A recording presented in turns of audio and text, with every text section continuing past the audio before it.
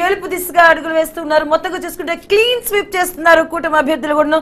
తన గెలుపుకు కారణమైన ప్రతి ఒక్కరి రుణం తీర్చుకుంటానంటూ కూడా ఏలూరు టీడీపీ ఎంపీ అభ్యర్థి పుట్ట మహేష్ యాదవ్ అన్నారు.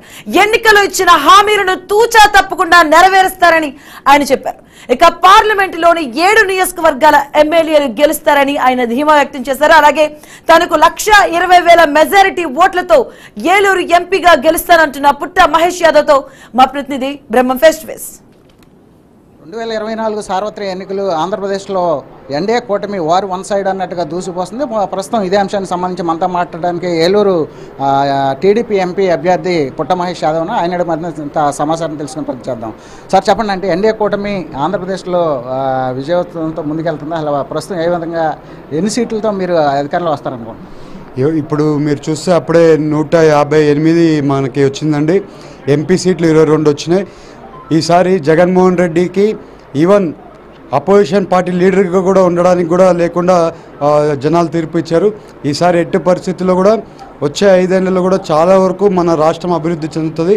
జనాలు అందరూ అది కోరుకుంటున్నారు. అదే ఇవాళ పోల్లో కనబడిందని తెలిసిపోతుంది. సార్, అసలు ఎవరో కూడా ఊహించని రీతిలో సుమారుగా ఇంత మెజారిటీ ప్రజలు ఇచ్చారు. అసలు దీనికి అసలు ప్రధానమైన కారణం ఏంటి? దీనికి ఏంటంటే అండి, జగన్ చేసుకునే కార్యక్రమాలు, ఇప్పుడు క్యాపిటల్ తీసేయడమైనా కానీ, లేకపోతే చంద్రబాబు నాయుడు గారిని జైల్లో పెట్టడమైనా కానీ, చాలా కార్యక్రమాలు, ప్రతి కార్యకర్త మీద కేసులు పెట్టడమైనా కానీ, ఇవన్నీ అరాచకాలు అన్నీ చేసినాకే జనాలు డిసైడ్ అయిపోయి ఈసారి జగన్ ఇంటికి పంపించేశారు. ఇంకా సార్, ఇప్పటికే ఆల్రెడీ కౌంటింగ్ జరుగుతుంది. అయినప్పుడు కూడా ఇప్పుడు 1,00,000 మెజారిటీతో మీరు ఉన్నట్టుగా తెలుస్తుంది. అయితే ఇంకెంత మెజారిటీ రావచ్చు అంటారు? ఇంకొక 10 నుంచి 20,000 మధ్యలో మెజారిటీ రావచ్చండి. ఇంకొక 6 రౌండ్లు ఉన్నాయి. ఇంకా 6 రౌండ్లు అయిపోతే ఇంకా క్లారిటీ వస్తుంది.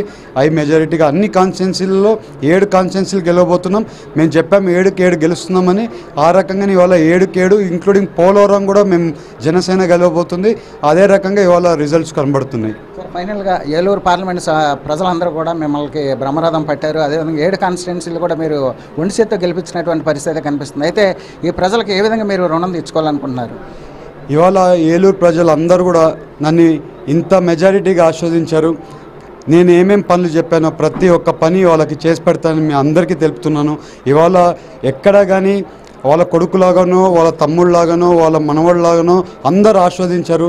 ఎప్పటికీ ఏలూరు ప్రజలకి రుణపడి ఉంటానని మీ అందరికీ తెలుపుకుంటూ, అలాగే ప్రతి ఒక్క పని ఎవరికి ఏ పని ఉన్నా కూడా మహేష్ అంటే పలికే దాంట్లో నేను ఉంటాను. మీ అందరికి అందుబాటులో ఉంటాను. మీ అందరికీ తెలుపుకుంటూ అందరికీ నమస్కారాలు. ఇది పరిస్థితి. ఏదైతే ఎన్నికల్లో ఇచ్చినటువంటి ఏదైతే వాగ్దానాలు ఉన్నాయో ఆ వాగ్దానం ప్రతిదీ కూడా నెరవేరుస్తానని, అదేవిధంగా ఏదైతే ఇటు ఏలూరు పార్లమెంటుకి సంబంధించి ప్రజలు